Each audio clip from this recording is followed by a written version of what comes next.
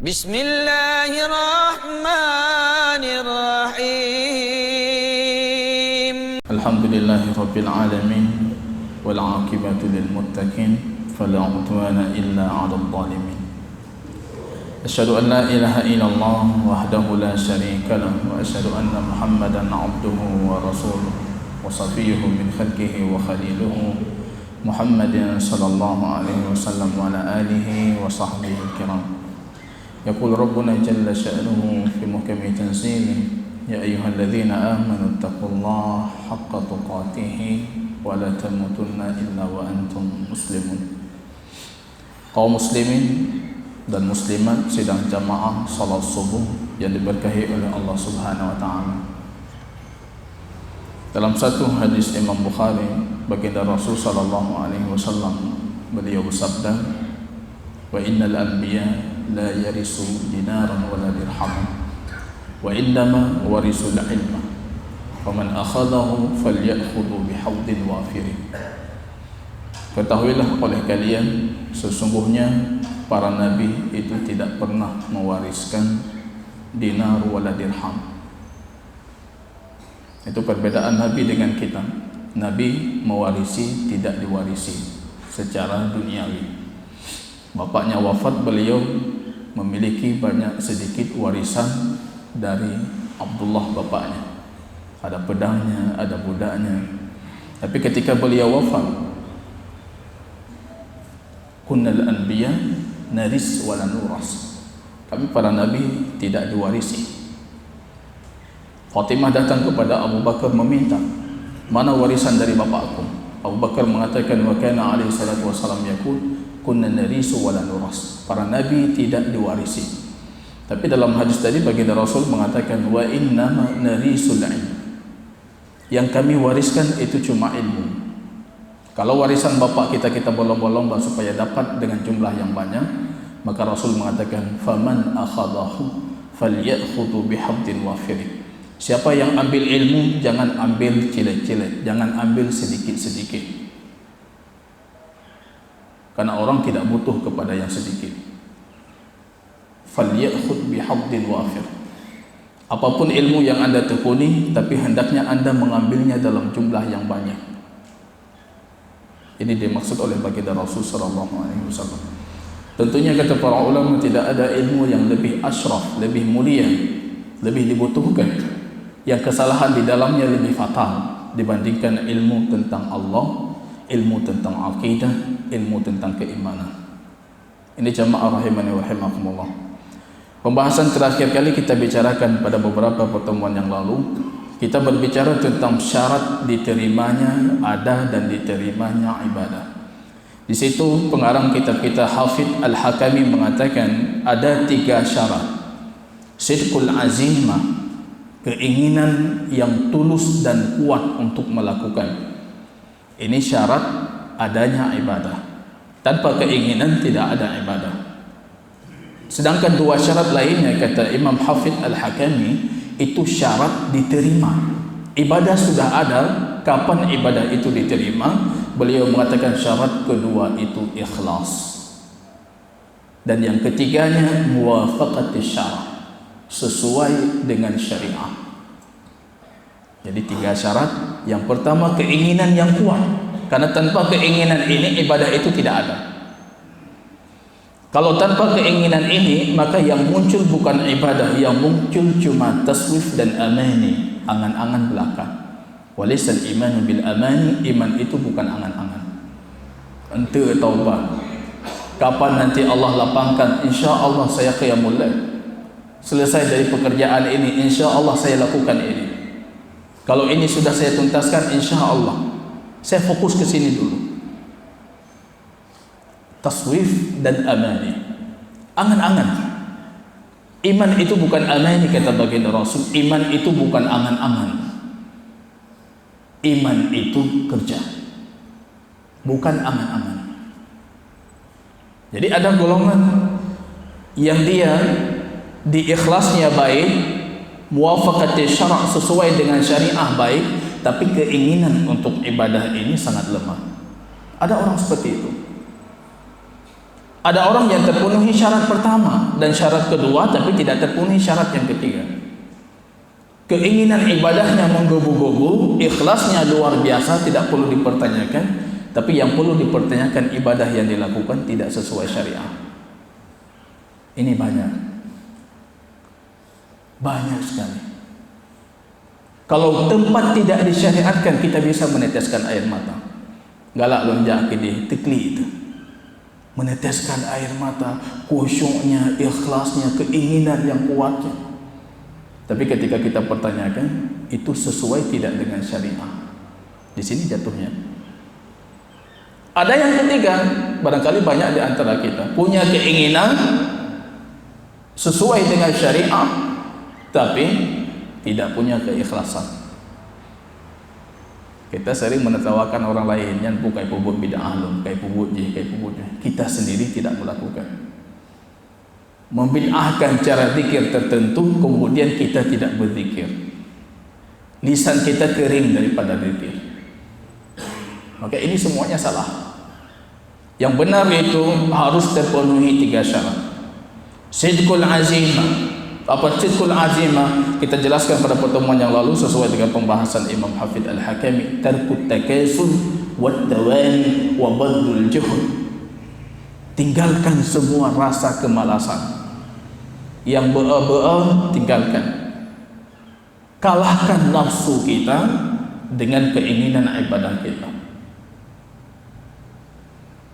Jadi cara yang paling mujarab untuk mengalahkan nafsu, itu kata para ulama, dengan kita berburuk sangka terhadap nafsu.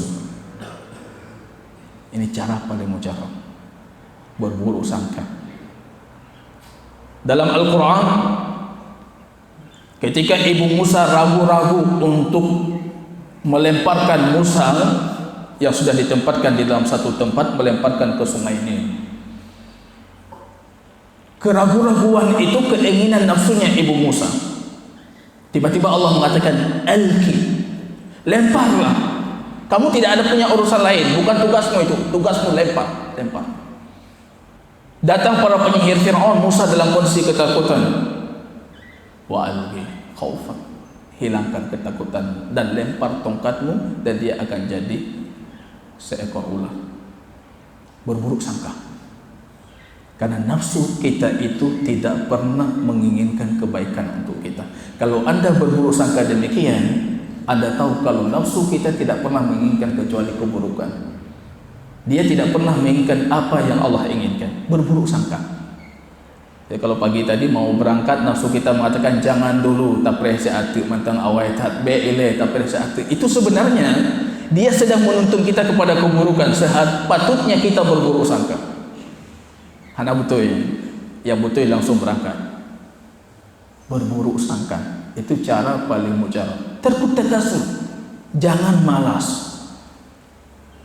Kesalahan kita yang mendakwakan diri kita sunnah hari ini, kita bermalasan dalam ibadah. Untuk kebaikan peng materi bahan itu sunnah. Tapi dalam ibadah takasur, malas. Qiyamul lail enggak ada, tahajudnya enggak ada, lisannya kering daripada zikir, membid'ahkan selawat dalam bentuk tertentu, kemudian kita tidak pernah berselawat. Ini salah. Maka terkut takasun wa tawani, jangan pelan-pelan, langsung. Jangan pelan-pelan, perlahan-perlahan ente seatu, langsung lakukan. Wa badlul juh wal jahl, konsentrasi, pikiran, kekuatan, semua itu diberikan untuk ibadah. Syarat yang kedua itu ikhlas. Kalau syarat kedua ini tidak terpenuhi, akan melahirkan kesyirikan. Syirik besar, syirik kecil, syirik khafi, syirik yang tersembunyi. Dan ini yang paling mengkhawatirkan kita. Besok di hari kiamat, orang yang pertama kali diadili dan orang pertama kali dilempar, awwalu ma yus'ar bihin nar yaumil qiyamah, kata baginda Rasul, dilempar ke neraka itu bukan mereka para pelaku zina, bukan mereka para pencuri, koruptor, tapi kita yang sering membaca Al-Quran, kita yang berjihad di jalan Allah, Tapi ketika ditanyakan alasannya kenapa, rupanya bukan untuk meninggikan kalimat Allah. Itu orang yang pertama kali dalam hadis Imam Bukhari. Awwalu ma yusa'ab bihin nar yaumal qiyamah. Orang yang membaca Quran ana al-laili wan nahar. Kemudian kita mengatakan karenamu ya Allah, kadzabta. Allah mengatakan engkau dusta. Kamu membacanya supaya dikatakan kamu qari. Ini orang yang pertama kali ikhlas. Kalau ini tidak ada, muncul syirik besar, muncul syirik kecil, maka baginda Rasul tiap hari berdoa kepada Allah meminta perlindungan dari syirik. Ma'alamu bihi wa ma la a'lam, ya Allah lindungi aku dari kesyirikan, baik yang aku tahu atau aku tidak tahu. Berapa sering kita jatuh ke dalam kesyirikan, kita sendiri tidak paham kalau itu syirik. Yang ketiga, muwafaqatus syara', sesuai dengan syariah. Kalau ini tidak terpenuhi, maka jatuh ke jurang kebid'ahan, membuat ibadah-ibadah, sebab-sebab ibadah yang tidak pernah dituntun syariah. Maka sebabnya harus sama seperti sebab di zaman baginda Rasul sebagaimana pernah kita jelaskan. Sebabnya, kenapa kita salat subuh? Sebabnya sama seperti sebab kenapa baginda Rasul salat subuh. Ketika kita melakukan satu ibadah baru yang tidak dituntun oleh baginda Rasul, kita pertanyakan ini sebabnya apa? Sebabnya Isra Mi'raj. Baginda Rasul dengan sebab Isra Mi'raj pernah melakukan sesuatu tidak? Kenapa Anda membaca Quran malam ini? Karena malam ini Isra Mi'raj. Baginda Rasul ketika malam Isra Mi'raj dengan sebab Isra Mi'raj melakukan itu tidak? Kalau tidak, artinya sebabnya bukan seperti tuntunan baginda Rasul. Jatuh ke jurang kebid'ahan. 3 ini kita jaga, Pak. Bagaimana kita menjaganya? Tidak ada motivasi paling besar untuk menjaga 3 syarat ibadah ini kecuali dengan ilmu. Tuntut ilmu sebanyak-banyaknya. Kita paham hududullah, batasan Allah. Kita paham bahaya syirik. Kita paham bahaya dari kebid'ahan. Kita paham bahaya dari kemalas-malasan dan taswif. Nanti. Bermimpi kita dalam Al-Quran, lau akhartani, ya Allah kalau engkau tangguhkan sehidupku sedikit, la asaddaqan, aku akan menyedekahkan semua yang aku miliki. Ya Allah, Nabi wante si minit mata bantu belum sedekah. Saat itu kita menyesal. Jina untuk mantang tapeh raya sinyak bacut nyopengnya, insya-Allah kita wakaf. Tanah ini kalau anak saya sudah lulus kuliah, insya-Allah wakaf lillah. Dulu budaya wakaf ini yang membangkitkan perekonomian umat. Sekarang di mana kita lihat orang yang berani mewakafkan? Preh raya sinyak, preh abih kuliah sinyak, preh sinyak kanabut mandu, insya-Allah nyolong wakafkan lillah. Taswif itu satu karakternya orang-orang kafir dan musyrikin dalam Al-Quran. Taswif, ente. Berlomba-lomba. Karakter mukmin wasari'un wasabiku, berlomba-lomba memberikan kebaikan. Kemudian beliau menjelaskan ma huwa syar'ul ladzi amara Allah taala an la yudanu illa bihi. Dan apa syariat yang dimaksud harus sesuai dengan syariat. Beliau mengatakan hiyal hanafiyah millati Ibrahim, ini agama yang lurus, yang tidak bengkok sedikit pun, yang ketika digariskan oleh baginda Rasul dalam hadis Abu Daud itu garis yang lurus. Ma'ana alaihi wa ashabi, ini jalanku dan jalan sahabatku, digaris satu garis lurus. Itu yang dimaksud dengan agama yang kita akan diminta pertanggungjawaban, dan kita tidak akan melakukan ibadah kepada Allah kecuali sesuai dengan agama itu, Islam. Jadi kemarin kita mengatakan ibadah itu punya 2 arti, cinta, sempurna tunduk. Rupanya Allah sangat tahu akan datang orang cuma bisa mendakwakan cinta, karena cinta itu paling gampang didakwakan. Sulit untuk mendakwakan tunduk. Maka Allah tekankan, agama itu Islam, berserah diri, sempurna ketundukan.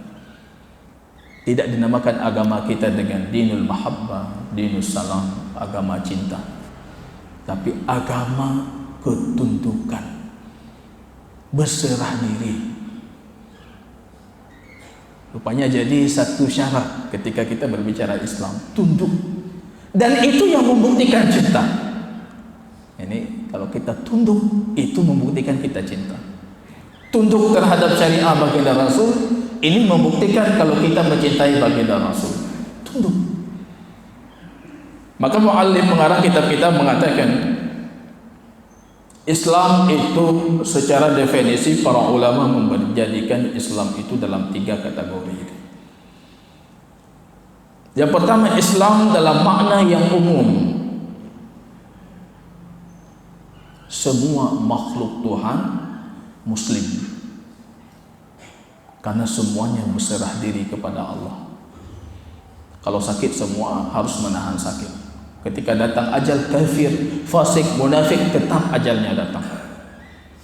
Ketika Allah timpakan kesedihan, semua tertimpa kesedihan. Semua harus tunduk. Tunduk ini tunduk jabari, tunduk tapi dalam kondisi terpaksa.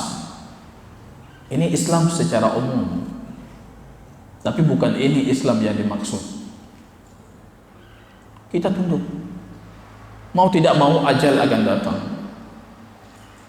Anda yang mencari rizki luar biasa, menghabiskan semuanya untuk rizki, maka sering orang itu kehabisan rizki dalam kondisi mencari rizki. Sambil cari rizki, batamita rezeki, abih rezeki.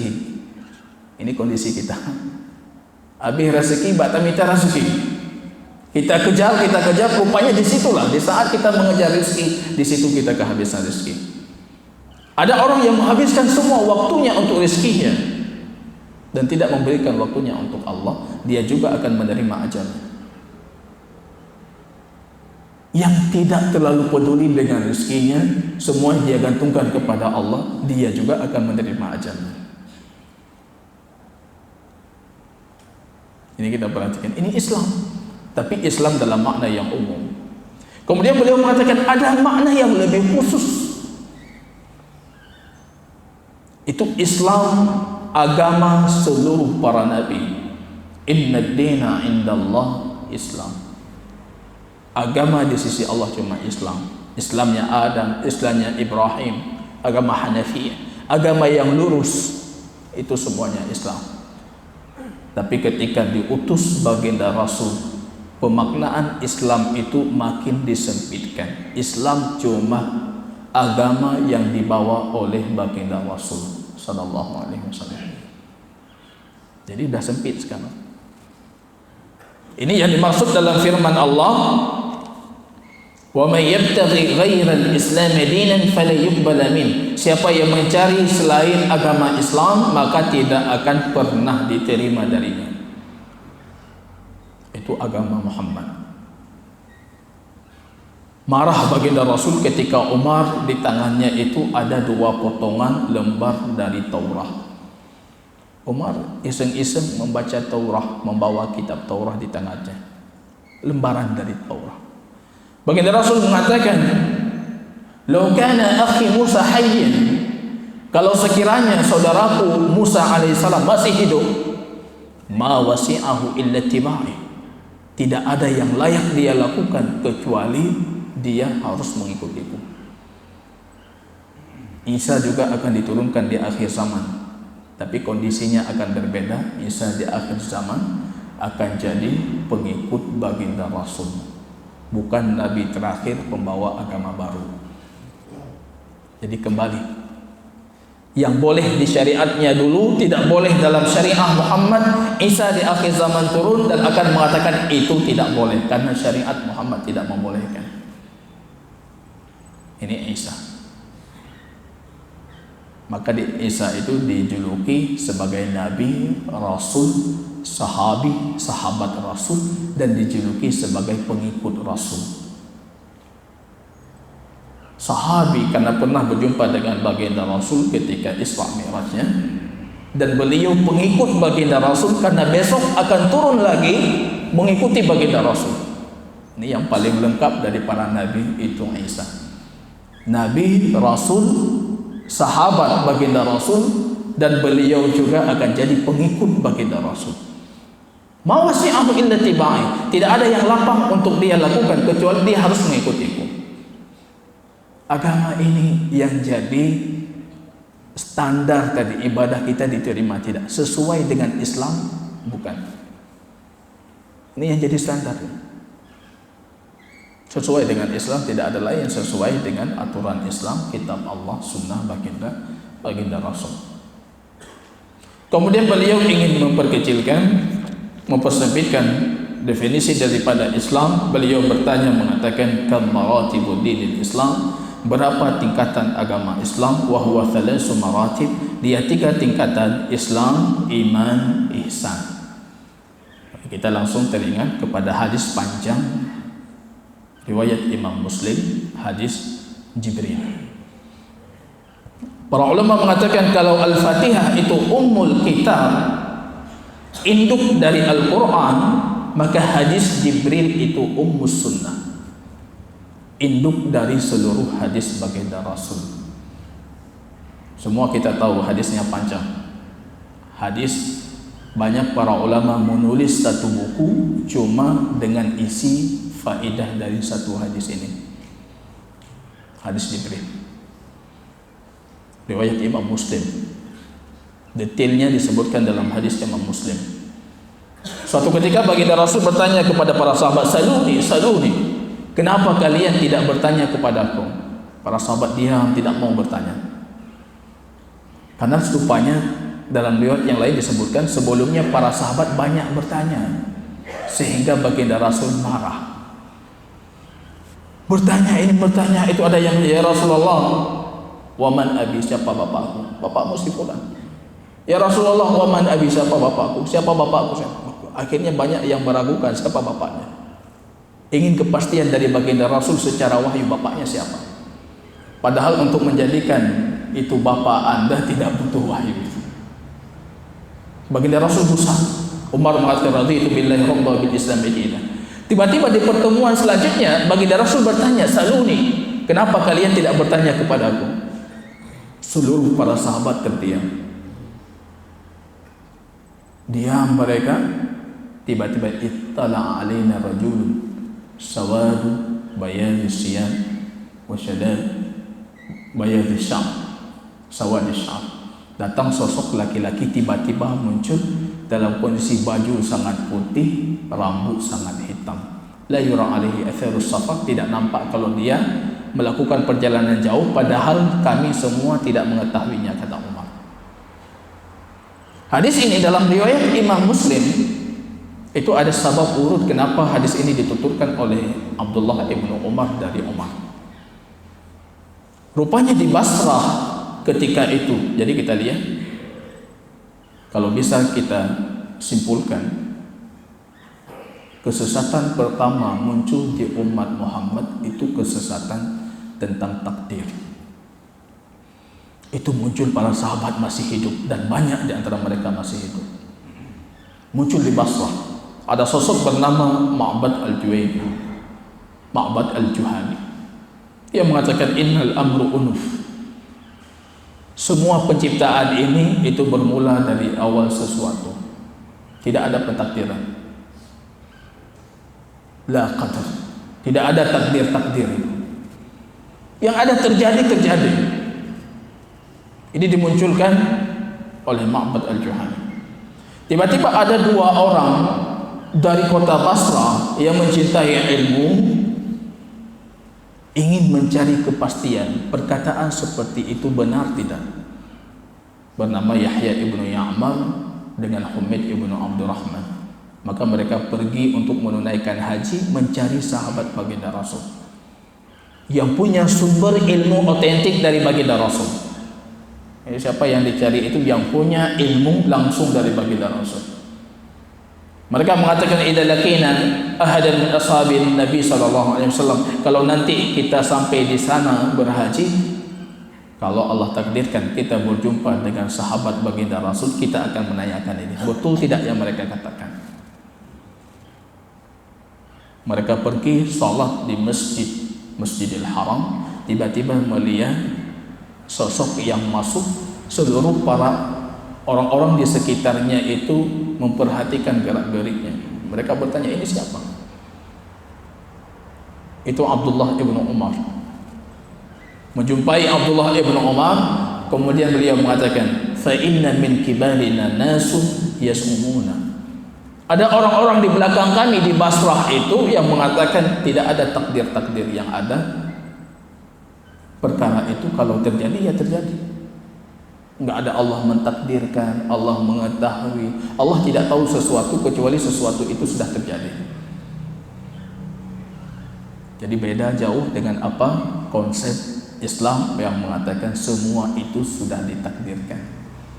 Tempat Anda duduk, kaki Anda berpijak, jejak kaki, jejak tempat duduk dalam hadis Imam Nasai, itu semua sudah ditakdirkan. Anda duduk di posisi ini, itu semua sudah ditakdirkan. Sudah tertulis di Lauh Mahfuz kalau Anda akan duduk di sini. Sedetil itu takdir Allah. Tidak ada takdir kata mereka. Ibnu Umar marah luar biasa mengatakan, idza laqitahum, kalau nanti kembali ke negeri kalian, katakan kepada mereka, fa inna ibn Umar bari'un minhum, Ibnu Umar sudah berlepas diri dari mereka, wa hum bura'a'u minni, mereka sudah berlepas diri dari saya. Artinya mereka itu bukan lagi muslim, bukan lagi orang yang beriman. Lau anfaqu jabala Uhudin dhahaba, kalau sekiranya satu gunung Uhud mereka nafkahkan di jalan Allah, tapi mereka tidak mengimani takdir, Allah tidak akan menerima dari mereka. Jadi keras untuk pembahasan akidah itu sepatutnya dituntut. Jangan keras di tempat yang salah. Pemahaman yang keliru, yang sesat, menyesatkan, diluruskan walaupun dengan keras. Baik masalah cara sujud, cara berdoa, cara ini, cara itu, furu'iyah, yang masih di situ ada kemungkinan pendalilan, itu yang kita keras-keraskan. Justru di pemahaman akidah, kesalahan dalam berakidah, kesesatan dalam berakidah, keraskan.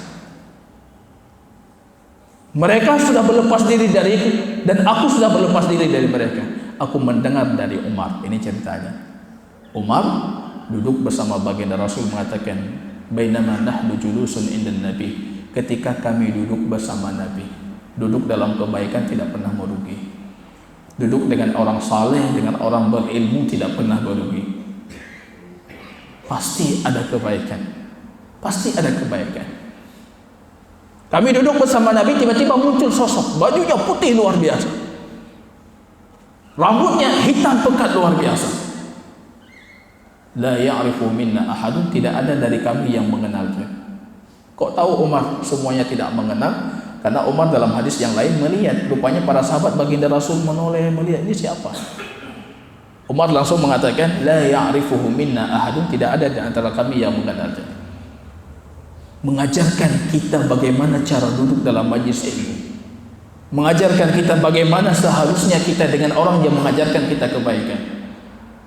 Fa asnada rukbatayhi ila rukbatayhi wa wada'a kaffayhi ala fakhidhihi, tiba-tiba masuk di sisi baginda Rasul, duduk langsung pahanya itu menempel dengan pahanya baginda Rasul, lututnya, dan meletakkan tangannya ke pahanya. Para ulama ada yang mensyarahkan ini meletakkan tangannya di paha baginda Rasul, ada yang mengatakan meletakkan pahanya di atas tangannya di atas pahanya sendiri.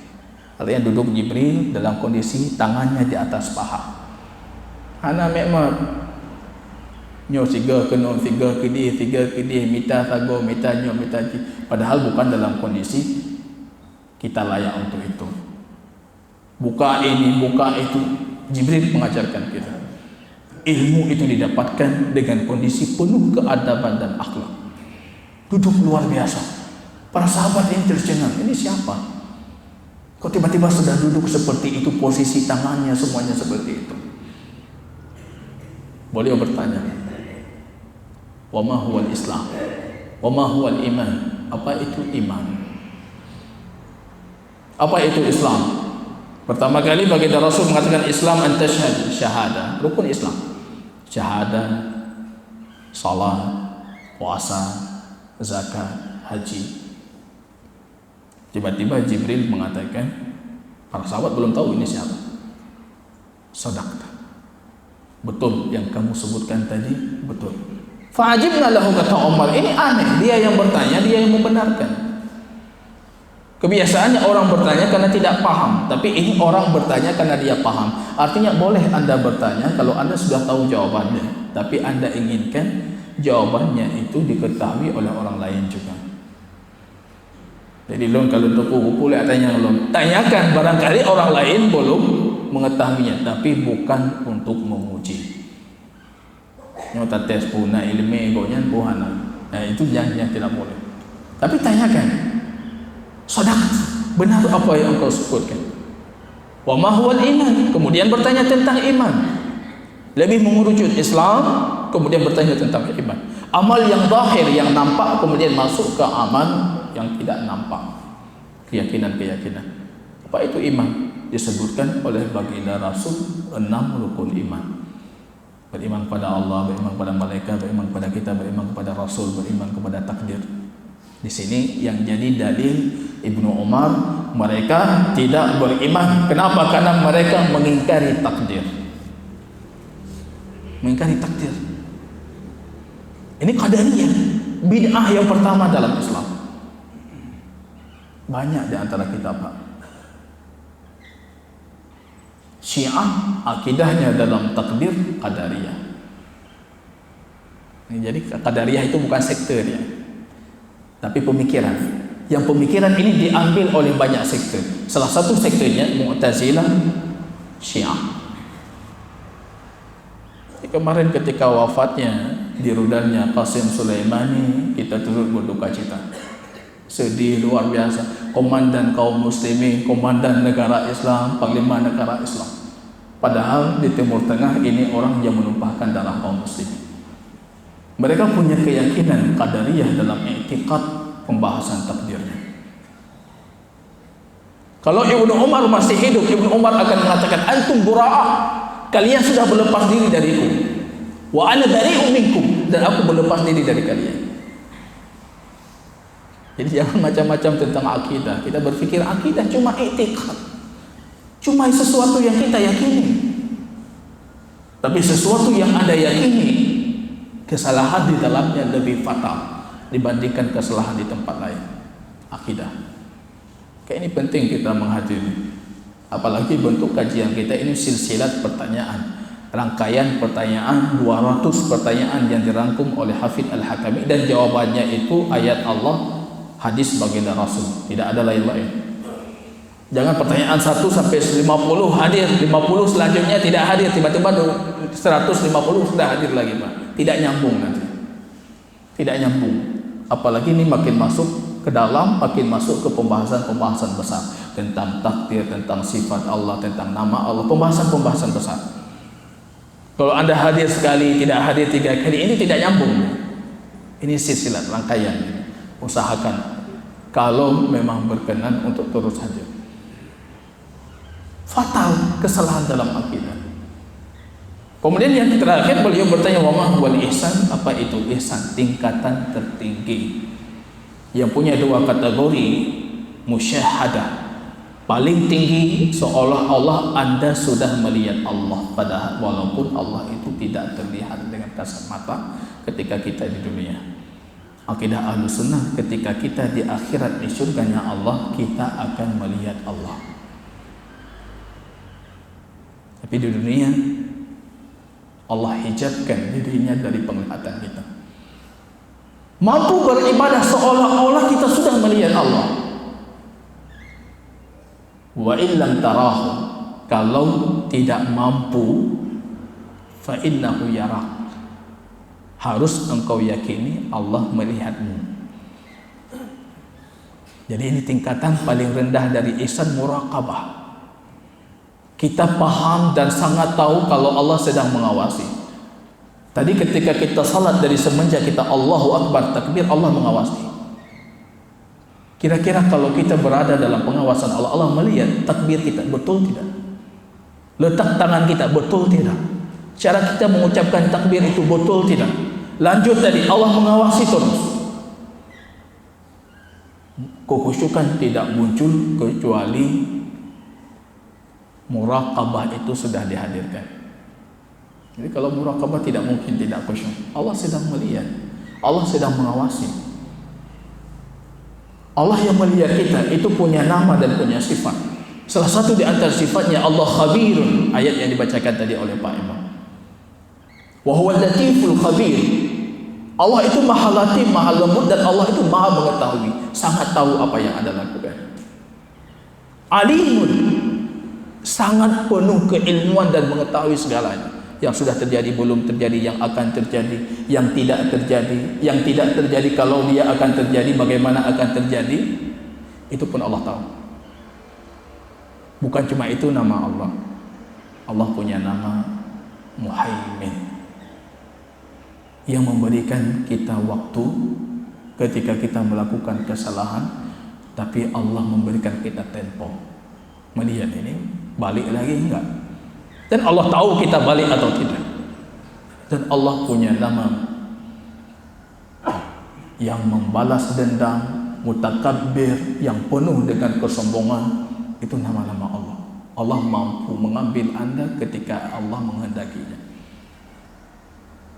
Itu yang mengawasi kita. Zat yang punya sifat luar biasa. Ini muraqabah. Kemudian Jibril bertanya tentang tanda-tanda kiamat. Seorang budak akan melahirkan tuannya, mereka berlomba-lomba untuk membangun bangunan-bangunan yang tinggi. Di penghujung hadis, tiba-tiba Jibril langsung selesai pertanyaan kepada baginda Rasul, berangkat meninggalkan baginda Rasul. Rasul memerintahkan satu dari sahabatnya untuk mengikuti kemana dia berjalan. Tiba-tiba sahabat pergi mencari, Jibril sudah hilang. Kembali, la najiduhu ya Rasulullah, kami tidak mendapatkan beliau.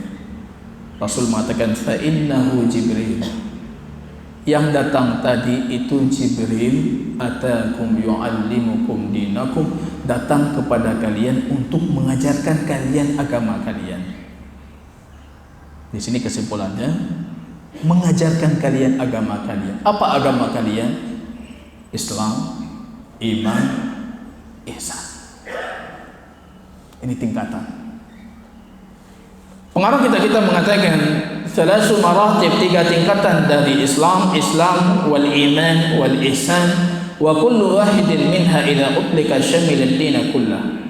Kalau satu dari 3 ini disebutkan, maka mencakup 3-tiganya. Tapi kalau 3 disebutkan, maka 3-3 ini memiliki definisi yang berbeda. Jadi kalau kita menyebutkan iman, apa itu iman? Masuk Islam, masuk iman, masuk ihsan. Tapi kalau kita sebutkan iman, Islam, ihsan, maka iman punya definisi tersendiri, Islam punya definisi tersendiri, ihsan punya definisi tersendiri. Tapi kalau kita sebutkan secara terpisah, apa itu ihsan? Ihsan masuk 3-tiganya. Apa itu Islam? Masuk 3-tiganya. Apa itu iman? Masuk 3-tiganya. Tapi kalau disebutkan secara bersamaan, maka yang dimaksud dengan iman berbeda dengan yang dimaksud dengan Islam. Ini yang dimaksud oleh pengarang kitab kita, wa kullu wahidin minha idza utlika syamil ad-din kullah. Ini kita perhatikan, jamnya sudah 6:40 menit. Kita cukupkan di sini. Kalau ada yang patut kita diskusikan, kita persilahkan.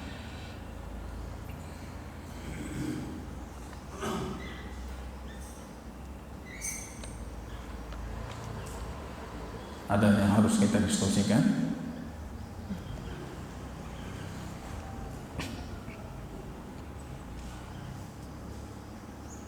Ada, kita cukupkan di sini. Barakallahu fiikum. Subhanakallahumma wa bihamdika, asyhadu an la ilaha illa anta, astaghfiruka wa atubu ilaik. Assalamualaikum warahmatullahi wabarakatuh.